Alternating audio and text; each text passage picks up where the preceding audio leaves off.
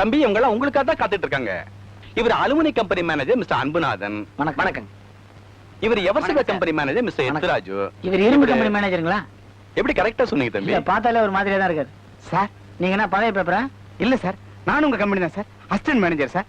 பெரியவர் இருக்காருல்ல, அவர் காலு கீழே. அப்படியா? இவங்க எல்லாம் எதுக்கு வந்திருக்காங்க? இவங்க கம்பெனி எதனா நான் திறந்து வைக்கணுமா? ஐயோ தம்பி, இத்தனை உங்க கம்பெனிகள், இவங்க எல்லாம் உங்ககிட்ட வேலை செய்யற மேனேஜர்கள். இப்படி ஒரு கதை இருக்குதோ?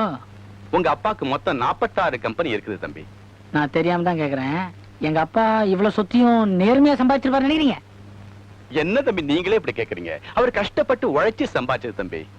ஏதோ நீங்க சொல்றீங்க, நான் நம்புறேன். அவருக்கு கொடுத்து வைக்கல, திடீர்னு இறந்துட்டாரு. ஆமா, 46 கம்பெனியை கட்டி வைக்கணும்னு வச்சுங்க, படியேறி இறங்கிய மனுஷன் சாக வேண்டியதுதான். இந்த பாருங்க, நான் கொஞ்ச நாள் நல்லா இருக்கணும்னு ஆசைப்படுறேன். அதனால இந்த வேலையெல்லாம் நீங்களே பாத்துக்கிறீங்க. ஐயோ, இப்படி விளையாட்டு பிள்ளையா இருக்கீங்களே தம்பி. ஆமா, விளையாட்டுன்னு தான் ஞாபகம் வருது. இன்னைக்கு டிவில கிரிக்கெட், ஹிர்வானி வேற ஆடுறாரு. இந்த வந்துடும்பா.